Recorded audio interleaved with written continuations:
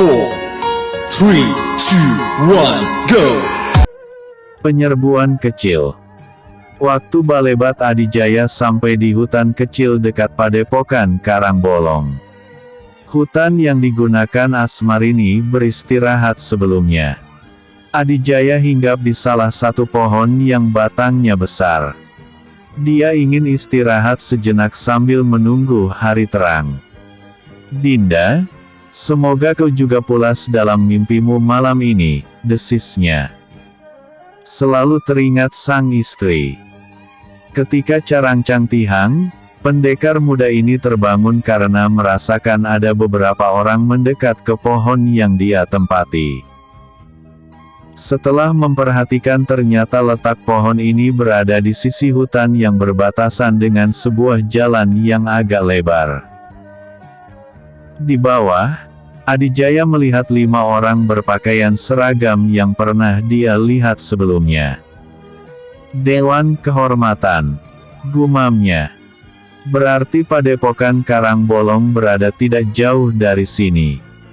5 anggota Dewan Kehormatan itu sepertinya menuju suatu tempat. Pasti sedang melaksanakan tugas. Pasukan Gunung Sindu belum sampai. Dinda Asmarini pasti sudah memberitahu semuanya. Dan Karangbolong juga pasti sudah mempersiapkan diri. Lalu mau kemana mereka? Adijaya akhirnya memutuskan untuk mengikuti 5 anggota Dewan Kehormatan yang dipimpin langsung oleh sang ketua yaitu Anjasmara. Sebelumnya Anjasmara akhirnya bisa mengorek keterangan dari Pawana dan Wasta. Selain mendapatkan teman-teman Pawana dan Wasta yang menjadi penyusup dan mata-mata di dalam padepokan, Dewan Kehormatan juga mengetahui markas kecil tempat sekelompok murid Padepokan Gunung Sindu melakukan pengawasan terhadap Padepokan Karangbolong. Menurut keterangan, di markas kecil murid Gunung Sindu terdapat 15 orang. Tempatnya berada di sebuah kampung nelayan.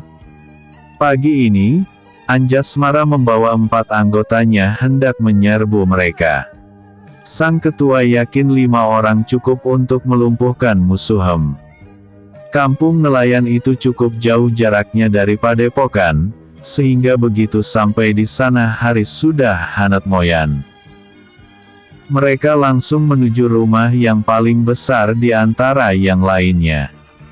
Murid-murid Padepokan Gunung Sindu yang berada di sini menyamar menjadi sekelompok nelayan. Pagi hari biasanya nelayan sudah pulang melaut semalam. Anjasmara tidak ragu lagi langsung berteriak di halaman rumah itu. "Murid-murid Gunung Sindu, keluarlah." Tidak ada jawaban. Namun, Anjasmara dapat merasakan keberadaan mereka di dalam. Bahkan hawa-hawa sakti sudah terasa memenuhi udara. Mereka sudah waspada. Sementara beberapa warga yang menyaksikan kejadian ini tampak keheranan. "Keluar atau kudobrak pintunya!" teriak Anjasmara sekali lagi. Beberapa saat kemudian pintu terbuka lebar lalu keluarlah langsung 15 orang yang sudah siap dengan senjata khas Padepokan Gunung Sindu, parang. Wajah mereka menunjukkan raut permusuhan. Sebelumnya di dalam, mereka cukup terkejut karena penyamaran mereka terbongkar. Tidak salah lagi pasti Pawana dan kawan-kawan telah ketahuan. Sementara pasukan Gunung Sindu dikabarkan 2 hari lagi akan sampai. Untungnya hanya 5 orang yang datang. Dengan jumlah yang lebih banyak, mereka yakin bisa menghabisi murid-murid Karangbolong ini. Tapi ada yang aneh, kenapa seragamnya berbeda dari murid lain, walaupun masih ada ciri-ciri Padepokan Karangbolong. "Sepertinya mereka yang disebut Dewan Kehormatan," bisik salah seorang kepada sang pemimpin. Sang pemimpin murid Gunung Sindu menyeringai. Karangbolong terlalu jumawa, hanya mengirim 5 orang. Kalian cuma mengantar nyawa. Anjasmara balas tersenyum. Tentunya kalian pernah mendengar dari mata-mata yang kalian susupkan tentang Dewan Kehormatan. Kalau begitu kami merasa terhormat bisa menjajal kemampuan Dewan Kehormatan.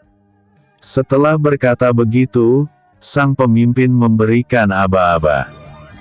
15 murid Padepokan Gunung Sindu langsung mengepung 5 anggota Dewan Kehormatan Padepokan Karangbolong.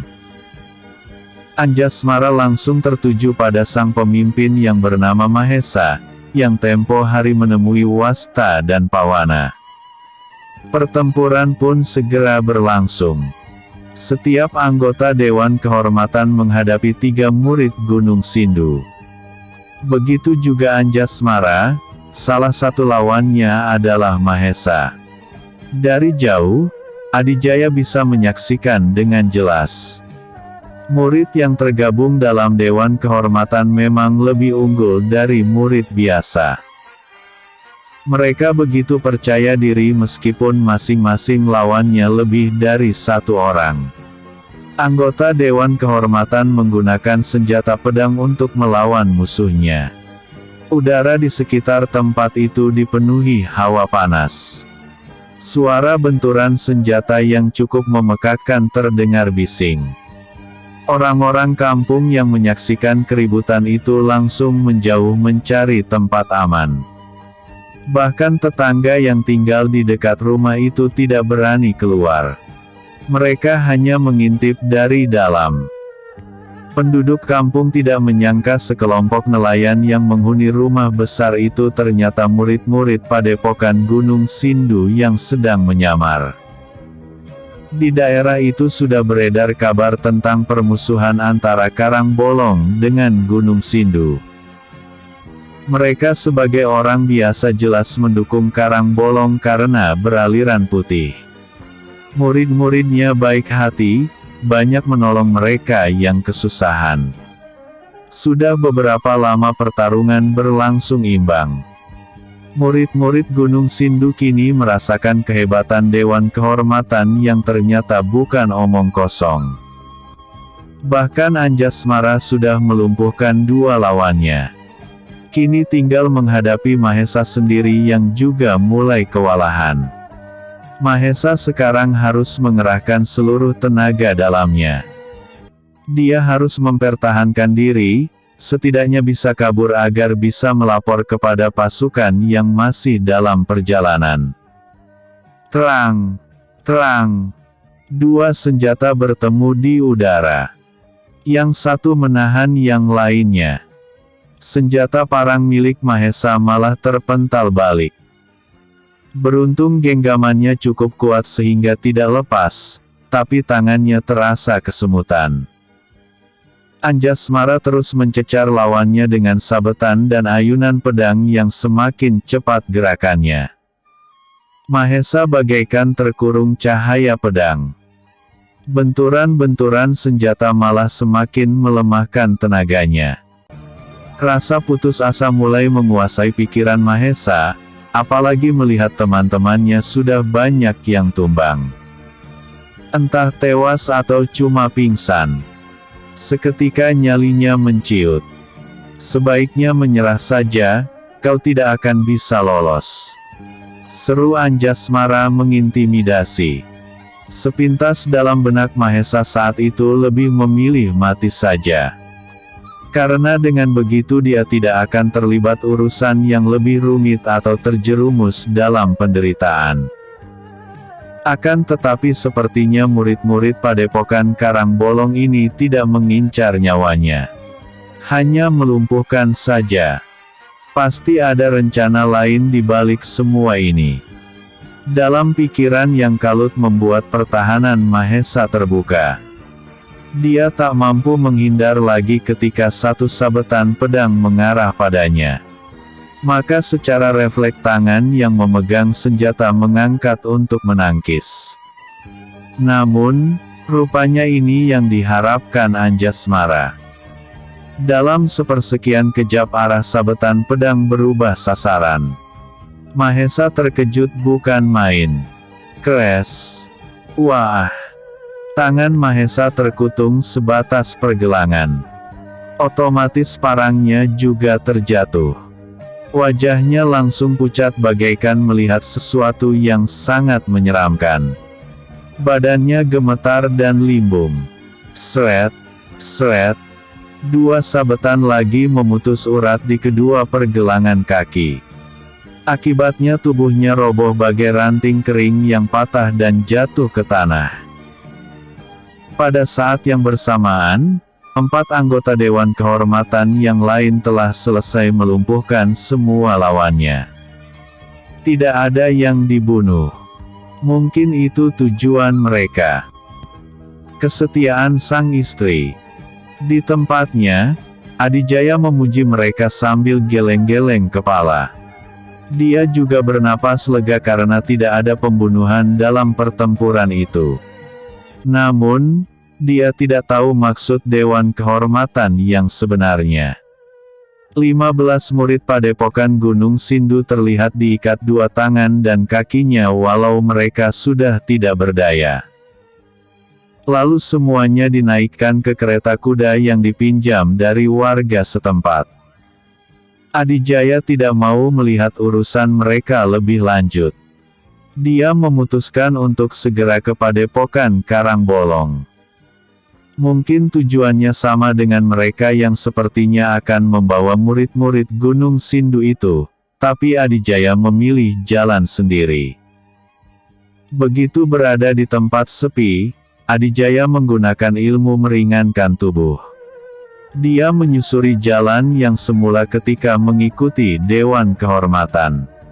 Gerakannya sangat cepat bagai kilat.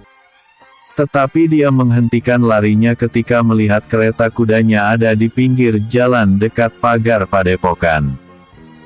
Kenapa disimpan di sini? Adijaya heran. Kuda Guryang menyembunyikan kereta ini dari penglihatan manusia biasa, jawab Padmasari. Adijaya mengerti. Mungkin istrinya sengaja tidak membawanya ke dalam agar tidak kelihatan mencolok.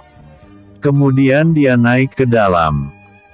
Berarti aku juga tidak akan terlihat kalau berada di sini.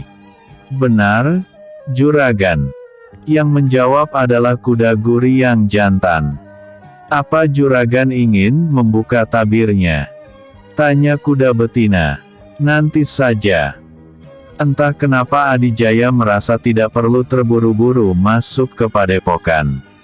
Walaupun sebenarnya dia ingin segera bertemu istrinya.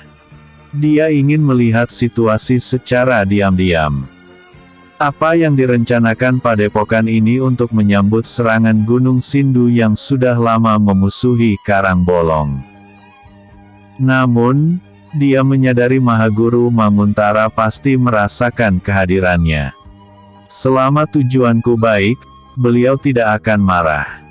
Batinnya. Beberapa lama kemudian terlihat kereta kuda yang membawa tawanan murid Gunung Sindu. Keretanya sama besar dengan miliknya. 15 tawanan ditumpuk di dalam. Sementara anggota Dewan Kehormatan ada yang duduk di atas atap 3 orang. 2 lainnya di tempat kusir. Anjasmara yang memegang tali kekang. Adijaya menggunakan ajian Ngaraga Sukma untuk mengikuti mereka. Setelah berada di dalam, Adijaya dibuat kagum. Padepokan Karangbolong begitu luas, lebih besar daripada Padepokan Linggapura. 15 tawanan dibawa ke tengah salah satu lapangan yang dikelilingi bangunan panjang. Di sana sudah ada 5 orang lain yang duduk dalam keadaan terikat. Mereka adalah Pawana dan kawan-kawan, mata-mata yang berhasil menyusup ke padepokan.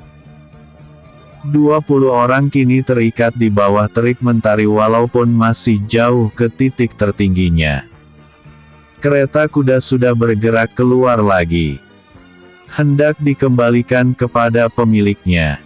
Di lapangan lain terlihat murid-murid yang sedang berlatih. Mahaguru Manguntara memang hebat, meski 4 murid utamanya telah tiada, dia tetap bisa melanjutkan kehidupan padepokan. Dewan Kehormatan kini berperan ganda. Selain pengurus juga pelatih. Dia berharap suatu saat padepokan Linggapura akan besar seperti ini. Apalagi di sana menerima murid perempuan. Ke-15 tawanan itu ditinggalkan begitu saja di sana. Anjasmara dan 4 anggotanya menuju sebuah tempat khusus Dewan Kehormatan. Adijaya memutuskan berkeliling melihat-lihat seluruh isi padepokan yang seperti sebuah perkampungan besar. Kalau saja ada murid wanita, pasti akan lebih ramai lagi. Padepokan Linggapura yang lebih kecil saja terlihat seperti kehidupan kampung kecil karena ada wanitanya. Cukup lama Adijaya melihat-lihat isi padepokan sampai ke pelosoknya. Sampai di sebuah tempat, tampaknya sebuah taman pendekar muda ini menemukan Asmarini tengah berbincang dengan Anjasmara. Asmarini duduk manis di sebuah bangku sambil menatap luasnya padepokan. Sedangkan Anjasmara berdiri tak jauh, pemuda itu memancarkan cahaya ketertarikan kepada Asmarini. Hati Adijaya berdesir. Namun, dia menahan diri. Sungguh beruntung laki-laki yang menjadi suamimu, ujar Anjasmara. Aku juga sangat beruntung mendapatkan dia, balas Asmarini yang membuat bibir Adijaya melengkung dan wajah berseri-seri.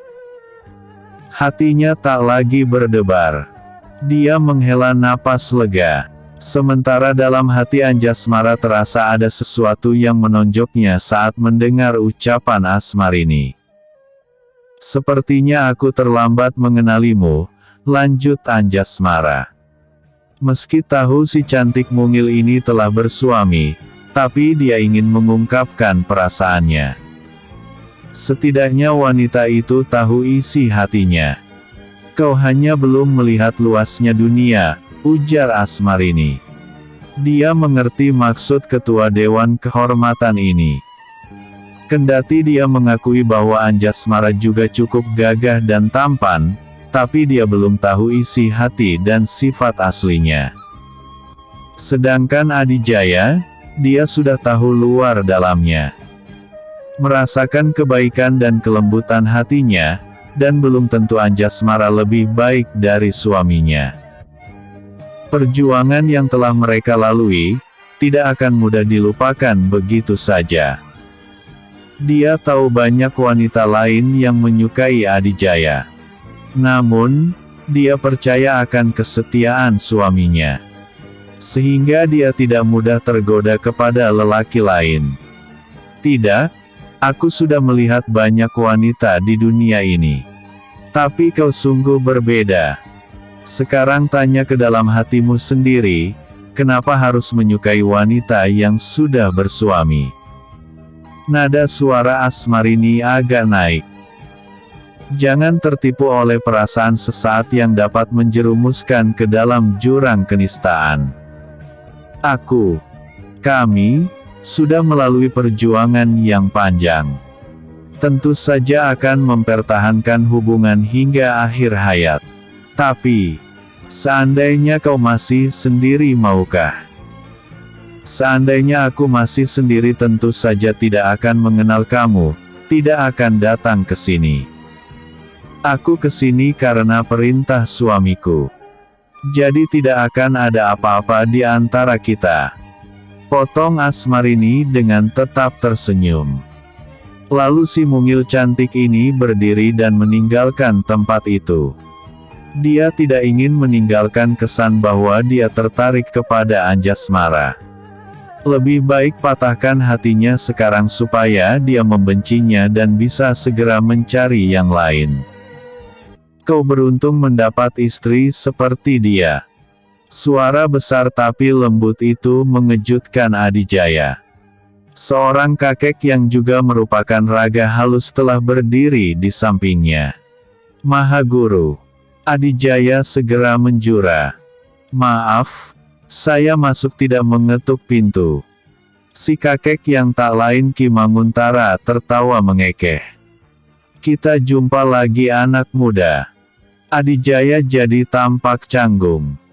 Kalau begitu saya akan kembali ke Raga Kasar saya dulu. Baiklah, aku akan mengirim penjemput. Jangan lupa bawa kereta kudanya juga. Setelah berkata begitu, sosok Ki Manguntara perlahan lenyap dari hadapan Adijaya. Sukma Adijaya juga melesat kembali ke dalam raga kasarnya. Paman kuda, silakan buka tabirnya. Kini kereta kuda itu bisa terlihat kembali oleh mata kasar. Adijaya memegang tali kekang, menarinya dengan pelan. Kereta pun melaju pelan pula. Sampai di depan gerbang padepokan yang dijaga 2 orang, sang pendekar muda menghentikan keretanya. Ketika Adijaya hendak menyapa 2 penjaga ini, tiba-tiba Anjasmara datang langsung menyambutnya. Kisanak yang bernama Adijaya. Benar. Adijaya tersenyum. Orang ini yang tadi memimpin penyerangan dan juga mengungkapkan perasaannya kepada Asmarini. Silakan, Mahaguru telah menunggu. Bawa masuk saja kereta kudanya. Serangan dimulai. Padepokan Karangbolong letaknya memang agak jauh dari perkampungan. Di belakangnya terdapat pantai setelah terhalangi hutan kecil yang mengelilingi padepokan ke arah kanan dan menyambung sampai depan. Di sebelah kirinya terdapat ladang dan kebun yang cukup luas milik padepokan dan warga sekitar. Kampung nelayan itu terletak di sebelah ladang dan kebun. Di seberang hutan kecil itu ada tanah luas yang tidak dimanfaatkan. Hanya ada semak belukar, ilalang dan rumput liar yang tumbuh di sana. Menurut perkiraan, dipastikan tanah luas yang terdapat jalan agak lebar di tengah-tengahnya akan dilewati pasukan Gunung Sindu. Karena ini satu-satunya akses ke kampung nelayan dan padepokan. Beberapa murid padepokan Karangbolong sudah dibagi ke berbagai tempat untuk mengawasi kedatangan pasukan Gunung Sindu. Terutama di jalan yang cuma satu itu. Mereka bersembunyi di tempat yang sudah disiapkan. 20 orang murid Gunung Sindu yang menjadi tawanan tampak diikat. Masing-masing di sebuah tiang yang ditancapkan di sisi hutan kecil. Posisi mereka dibuat mencolok agar terlihat jelas dari arah manapun. Padepokan Karangbolong hanya mengerahkan 100 murid yang ilmunya sudah tinggi. Ditambah 20 anggota Dewan Kehormatan. Mereka disiapkan di tempat masing-masing yang sudah ditentukan sebelumnya. Salah satunya di dalam hutan. Anjasmara bersama 3 anggota Dewan Kehormatan juga 30 murid tingkat utama berada di sana. Di belakang mereka, sepasang pendekar muda yang merupakan suami istri tidak lain Adijaya dan Asmarini berada di atas pohon yang cukup tinggi sehingga bisa melihat ke arah yang jauh. Sudah 1 hari mereka menunggu di sana. Namun, kondisi semua murid apalagi anggota Dewan Kehormatan masih terlihat prima. Mereka sudah siap bertempur. Apakah bantuan kita masih dibutuhkan, Kakang? Pertanyaan ini terlontar karena melihat mereka sudah sangat siap menghadapi perang. Aku kira masih. Gunung Sindu langsung mengirim 4 murid utama yang terkuat. Sebenarnya 5, hanya yang 1 telah Dinda tewaskan. Asmarini teringat seseorang yang hancur badannya oleh bola apinya sendiri setelah ditangkis pedangnya. Ilmunya memang tinggi, dia juga hampir saja kalah. Kalau ada 4 lagi berarti lebih besar lagi kekuatannya. Karangbolong tidak ingin mengotori padepokan dengan pertumpahan darah. Makanya mereka merencanakan pertempuran di luar saja yang agak jauh dari padepokan. Dan tempat ini yang digunakan. Seandainya mereka tahu kalau Mahagurunya telah kalah, ujar Asmarini. Adijaya telah menceritakan pengalamannya di Gunung Sindu. Menurut suaminya, Gentasora termasuk salah satu dari 5 lawan terberat yang pernah dihadapi. Sebelumnya ada Birawayaksa, Ganggasara, Jerangkong Koneng, dan Rangranggeni.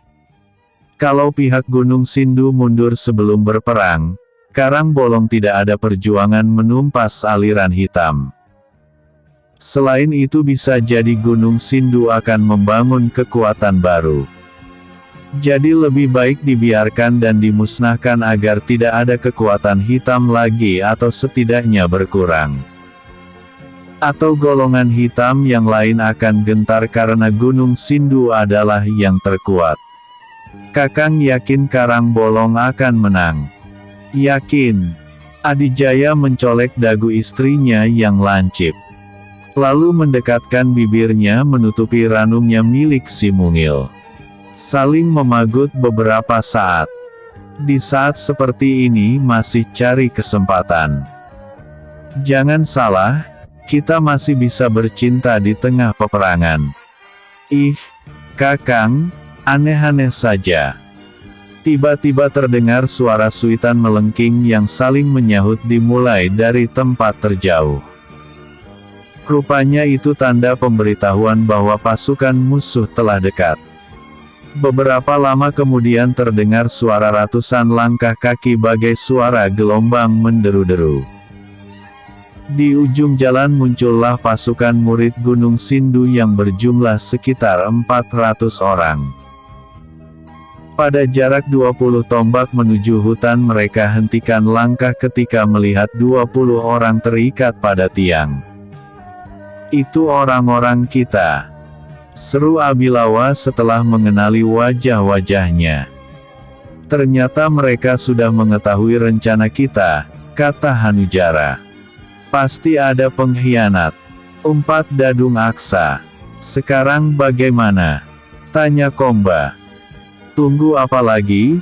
Berarti Karangbolong sudah siap dan mereka pasti sedang menunggu kedatangan kita, sahut Dadung Aksa. Sudah siap mampus. Benar, tidak usah mempedulikan mereka yang diikat itu. Timpal Abilawa. Hanujara menghadap ke belakang, lalu berteriak, musuh sudah ada di depan, tapi belum menampakkan diri karena pengecut dan tak ada nyali. Kemudian dia berbalik lagi, tangannya menunjuk ke arah orang-orang yang terikat pada tiang. Kita dekati mereka, maka musuh akan muncul, serang. Pekik Hanujara kemudian. Ratusan murid padepokan Gunung Sindu berlari mendekati hutan. Walaupun belum terlihat musuh, setidaknya mereka siap. Karena di sana tempatnya lebih lapang. Cocok untuk pertempuran. Setelah posisi mereka dekat dengan tawanan, barulah muncul puluhan murid Karangbolong yang langsung menyerang dengan senjata pedang. Cara menyerang mereka cukup unik. Muncul dari persembunyian langsung melepaskan serangan ganas yang tidak memberi celah kepada lawan. Hebatnya, 2-3 lawan dihadapi oleh 1 orang saja. Setelah berhasil melukai salah satu lawan dengan telak dia berkelebat lenyap lagi. Padahal hari masih rumangsang, tapi mereka lenyap bagai dalam gelap. Begitulah pola serangannya, secara bergantian murid-murid padepokan Karangbolong muncul. Memberikan luka-luka, lalu lenyap lagi. Sehingga lawan kebingungan dan sedikit kesempatan untuk membalas serangan. Anjasmara menginstruksikan agar setiap 3 anggota Dewan Kehormatan melawan salah satu dari 4 dedengkot yang menjadi pimpinan pasukan Gunung Sindu. Jadi tidak seperti yang lain yang muncul kemudian lenyap, anggota Dewan Kehormatan tetap melawan 4 dedengkot. Tapi ternyata 3 orang masih kurang untuk menghadapinya. Sangat kurang, malah. Anjasmara perintahkan agar Dewan Kehormatan turun semua. Jadi, masing-masing dedengkot melawan 5 orang. Namun, masih tetap saja kekurangan tenaga. 4 dedengkot itu begitu kuat sehingga dengan mudah mendesak lawannya meski dikeroyok. 2 di antara mereka, Abilawa dan Hanujara malah meninggalkan lawannya dan merangsek ke dalam hutan. Karena menyangka pasti di dalam sini ada yang mengendalikan serangan. Atau mungkin Ki Manguntara sendiri berada di sini. Di luar hutan, Komba dan Dadung Aksa, masing-masing menghadapi 10 orang anggota Dewan Kehormatan. Sementara Abilawa dan Hanujara sudah menemukan Anjasmara dan beberapa murid yang bukan anggota Dewan Kehormatan. Mana Manguntara? Kenapa dia jadi pengecut? Bentak Hanujara. Mahaguru tidak perlu turun tangan menghadapi orang busuk macam kalian. Tukas Anjasmara. Anak kemarin sore besar mulut. Jangan menyesal kalau nyawamu terkubur di sini. Teriak Abilawa langsung mengirimkan pukulannya. Beberapa murid tersisa di sana langsung menghadang dengan senjata terhunus, membantu Anjasmara. Namun, sudah diduga menghadapi 1 orang saja memang sulit. Apalagi bila yang satunya turun tangan juga. Sedangkan semua murid sudah bergerak sesuai tugas masing-masing. Satu-satunya harapan, sepasang pendekar muda segera turun tangan membantu mereka. Turun tangan. Pada saat itulah si cantik mungil istri sang jagoan melayang turun dengan gerakan indah lalu mendarat di depan Hanujara yang hendak membantu rekannya. Aroma harum pedang bunga seketika menebar memenuhi udara. Hanujara urungkan niatnya. Dia tertarik melihat Asmarini. Mulutnya melongo heran. Sejak kapan Karang Bolong memiliki murid wanita? Atau mungkin kau putrinya Manguntara? Terserah padamu, yang pasti aku lawanmu sekarang. Asmarini todongkan pedangnya ke depan. Tatapannya begitu tajam. Kau menganggap remeh aku, atau bertindak konyol? Hanujara terlihat tenang. Dia berpikir apa yang harus ditakutkan dari perempuan mungil ini. Dia menganggap Asmarini hanya pendekar kemarin sore yang baru menetas. Dua-duanya. Jawab Asmarini. Asal kau tahu, temanmu yang bernama Gardika, akulah yang membunuhnya. Kali ini baru Hanujara terkejut, tapi juga tidak percaya. Tempat tewasnya Gardika dan padepokan Karang Bolong sangat jauh. Kenapa dalam waktu singkat pembunuhnya sudah sampai di sini? Tapi si cantik ini bicara jelas tentang Gardika dan tidak terdengar sedang berdusta sama sekali. Kuntawala bilang suami istri, tapi wanita ini hanya sendirian. Seketika bola matanya berputar-putar mencari sesuatu. Kau mencari aku? Adijaya bersuara. Pendekar muda ini sudah berdiri agak jauh di belakang Asmarini. Sesungging senyum terhias di bibirnya. Gelo, dia bisa tahu apa yang kupikirkan. Batin Hanujara.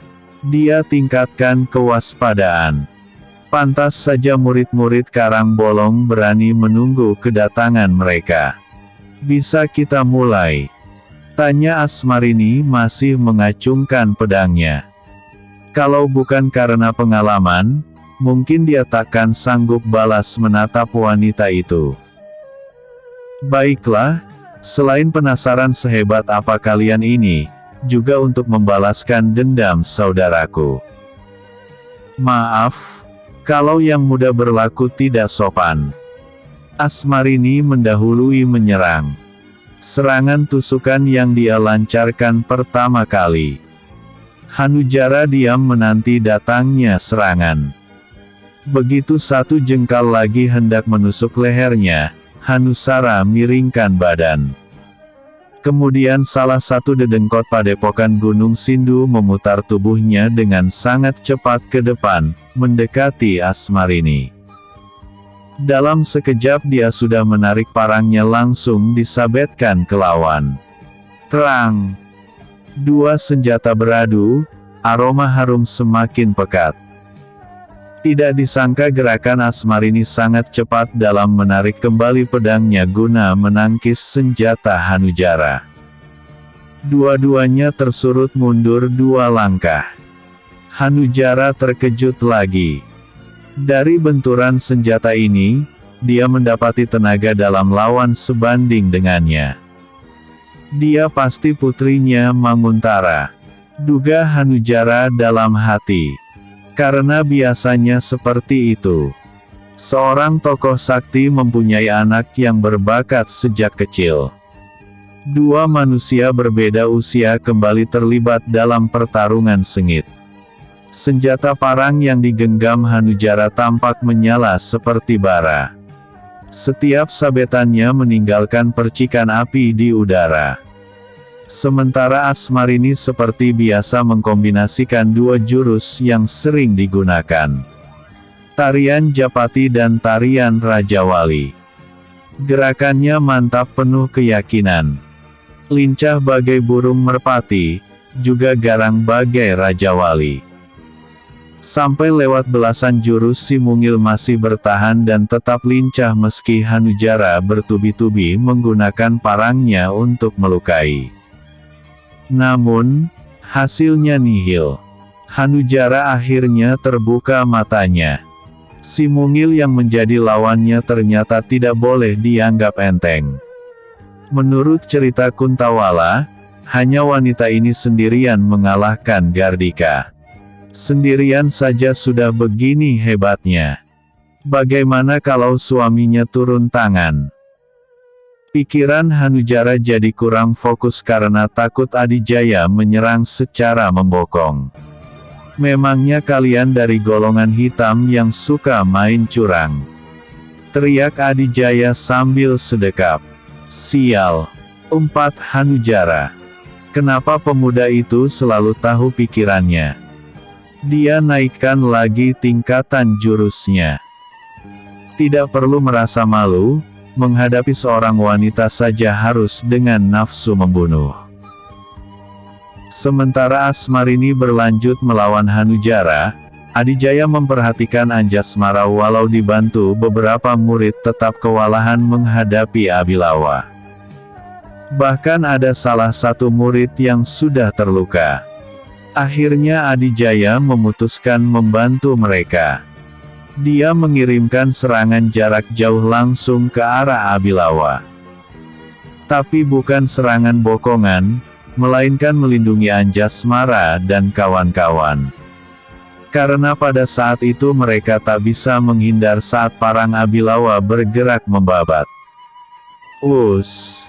Abilawa terdorong oleh pukulan tak kasat mata. Kejap berikutnya Adijaya tiba-tiba sudah berada di depannya langsung mengirim serangan susulan. Jurusmu bukan dari Karang Bolong, kau bukan murid si Manguntara, bukan? Memang bukan. Meski Adijaya menggunakan tangan kosong, tapi serangannya begitu cepat menyasar ke bagian penting. Senjata Abilawa jadi nganggur karena tidak bisa menangkis pukulan lawan. Memang sebenarnya bisa menangkis atau menahan, tapi bukan dengan parang.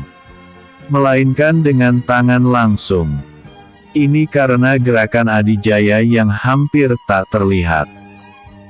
Lama-lama karena justru tangannya yang sering langsung berbenturan, akibatnya sering terasa kebas dan akhirnya tak kuat lagi menggenggam senjatanya sehingga terjatuh ke tanah.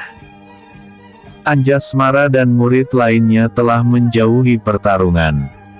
Beberapa saat mereka mengatur napas dan memulihkan tenaga. Lalu mereka memutuskan untuk membantu murid lain menggunakan pola serangan yang sama. Anjasmara sendiri membantu anggota Dewan Kehormatan. Kini antara Adijaya dan Abilawa tanpa menggunakan senjata lagi.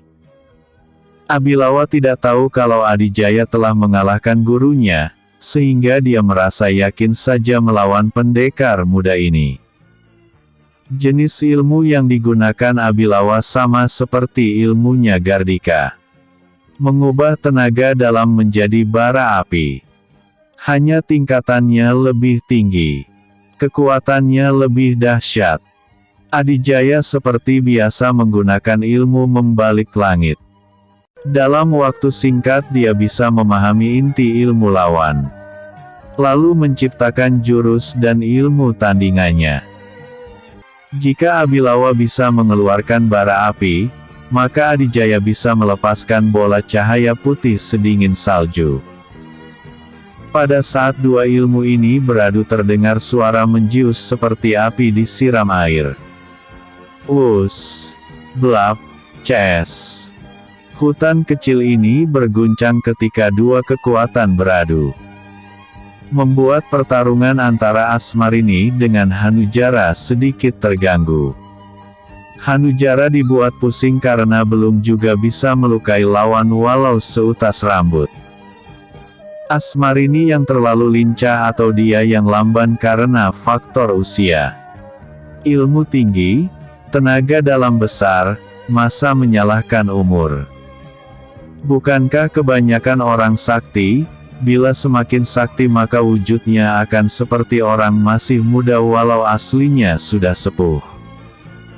Hanujara alirkan tenaga dalam ke bilah parangnya. Lalu disabetkan dari jarak yang agak jauh. Dari senjatanya ini melesat bara api merah menghantam ke arah Asmarini berada. Wong! Si cantik mungil ayunkan pedang menangkis bara api itu sama seperti ketika menghadapi Gardika. Des! Bara api terpental balik dengan lemparan lebih cepat. Hanujara hanya mengangkat parang, menerima bara api itu seperti masuk kembali ke dalam senjata. Asmarini menyeringai paham. Kalau dulu Gardika tidak menggunakan senjata. Jadi bara apinya menghantam dan membakar sendiri. Rupanya Hanujara sudah menyiapkan antisipasinya. Kini dia fokuskan serangan untuk memisahkan lawan dari senjatanya. Pedang bunga emas dialiri lebih banyak lagi tenaga dalam sehingga pendaran harumnya semakin menyengat. Asmarini bergerak menyerang, mempersempit jarak. Putaran, ayunan dan sabetan pedangnya mengurung lawan. Bagaikan tidak memberi celah sedikitpun. Akhir parade dengkot Gunung Sindu. Pola penyerangan yang diterapkan murid-murid Padepokan Karangbolong secara terus-menerus membuahkan hasil yang bagus. Dari pihak mereka belum ada satupun korban yang jatuh. Sedangkan dari pihak Gunung Sindu sedikit demi sedikit sudah mulai bertumbangan. Situasi yang seperti itu membuat mereka kesulitan untuk bertarung satu lawan satu, karena mereka bingung lawan muncul lalu menghilang secara bergantian. Sementara dua dedengkot Gunung Sindu yang masing-masing melayani 10 anggota Dewan Kehormatan, juga mulai kehabisan tenaga. Yang menjadi lawan mereka seharusnya 4 murid utama Mahaguru Manguntara. Dewan Kehormatan yang ilmunya dianggap paling tinggi di antara murid lain ternyata masih jauh di bawah murid utama Gentasora ini. Sehingga harus menurunkan 10 orang yang menyerang secara kerjasama. Kalian aliran putih apa tidak malu menggunakan cara pengecut seperti ini? Teriak Komba di antara serbuan 10 lawannya. Yang kami hadapi adalah orang-orang yang mengandalkan kelicikan, untuk apa memakai aturan. Bila sampai saat ini Komba belum juga terluka, itu karena energi yang dipancarkan tubuhnya mampu melindungi diri. Setiap serangan salah satu lawannya selalu terpeleset karena membentur energi pelindungnya. Tapi dengan jumlah yang lebih banyak, Dewan Kehormatan bisa menghemat tenaga. Mereka menyerang secara bertubi-tubi bergantian, berputar. Bila yang satu gagal, yang lain membantu. Belum lagi mereka menggunakan jurus berkelompok. Di sisi lain, murid-murid terbaik Karang Bolong ini tidak menargetkan cepat menghabisi lawan. Mereka sengaja mengulur waktu, menghabiskan tenaga lawan. Yang penting, tujuan akhirnya mereka bisa memenangkan pertarungan. Begitulah, ketika Komba dan Dadung Aksa sudah kelelahan. Mereka tak mampu melindungi diri lagi. Hawa sakti yang menjadi pelindung juga sudah menipis. Akhirnya tusukan, sabetan dan ayunan senjata lawan kini mampu menorehkan luka-luka di tubuhnya. Luka-luka yang mengakibatkan semakin rapuhnya pertahanan. Mereka hanya bisa menggeram. Mengutuk cara menyerang lawan yang tidak ksatria. Tapi ini perang yang mengutamakan kemenangan dengan taktik apapun caranya. Bukan adu tanding satu lawan satu. Dan pada akhirnya seberapa besar kekuatan apapun akan habis. Dewan Kehormatan yang sudah tahu musuh tak berdaya hanya menggunakan satu orang untuk menghabisi lawannya. Dadung Aksa dan Komba sama-sama tertusuk satu pedang tepat di bagian jantungnya. Tubuhnya perlahan roboh ke tanah dengan wajah yang tidak percaya akan semua ini. Tidak percaya upaya mereka menghancurkan Karang Bolong gagal begitu saja. Padahal secara kekuatan mereka lebih unggul. Pihak lawan yang jumlahnya lebih sedikit ternyata mampu mengobrak-abrik dengan taktik yang sudah dipersiapkan. Pada saat itu pula dari dalam hutan terlihat tubuh Hanujara yang dikobari api lalu meledak. Pentalan tubuhnya sampai keluar. Kebetulan yang jatuh di depan Komba adalah potongan kepala Hanujara. Sementara di depan Dadung Aksa jatuh sosok Abilawa yang telah menjadi kurus kering lemah tak berdaya.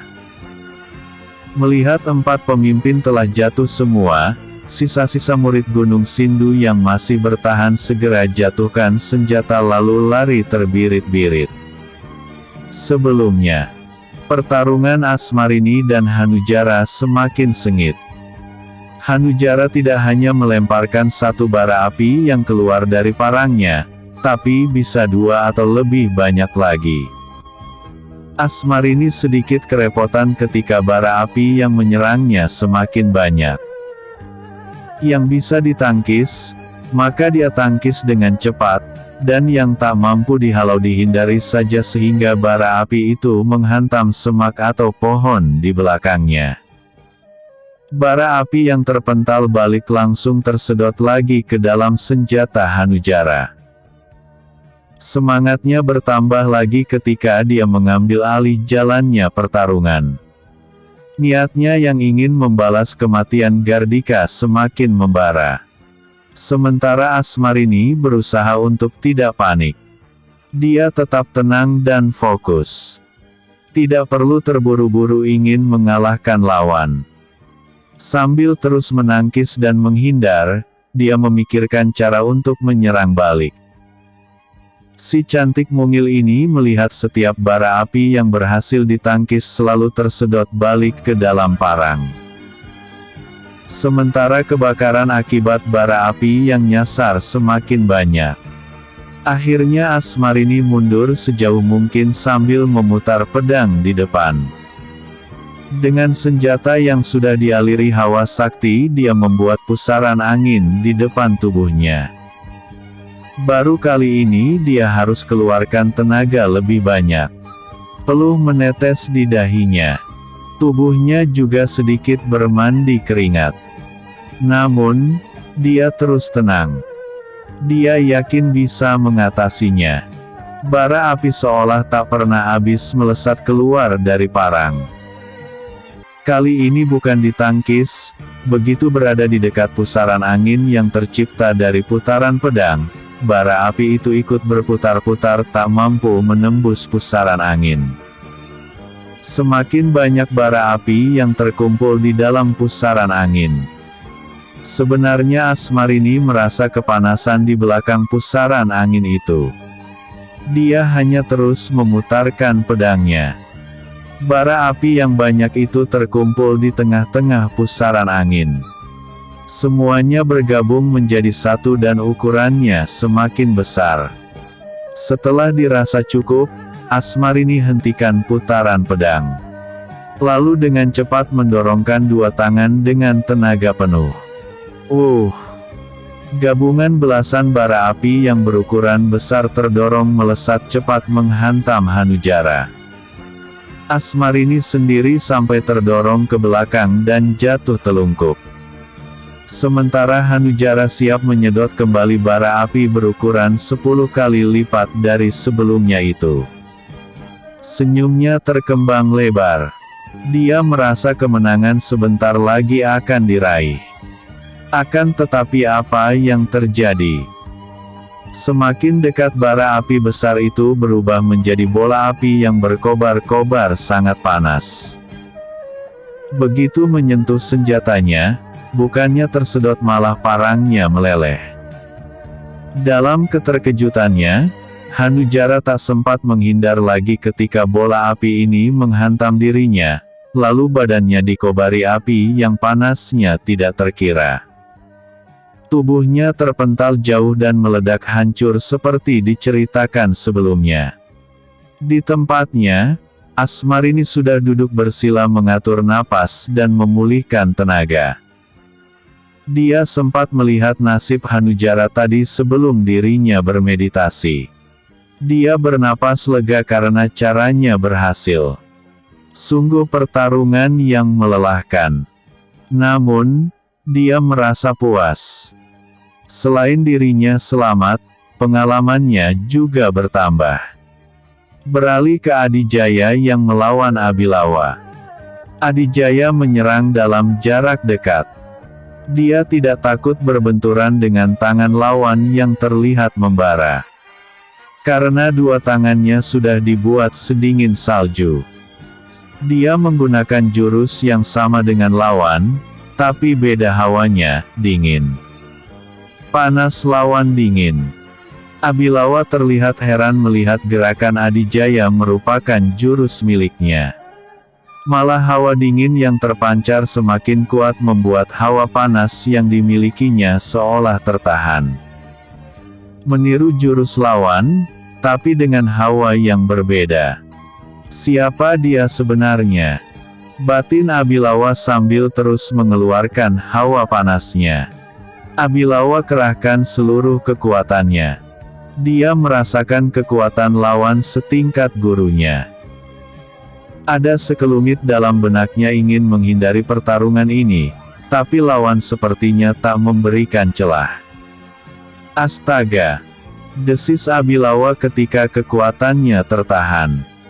Tak bisa melepaskan ilmunya yang mengandung hawa panas. Malah hawa dingin mulai merasuk ke dalam tubuhnya. Episode sebelumnya, turun tangan. Episode berikutnya, Rahasia Ki Manguntara.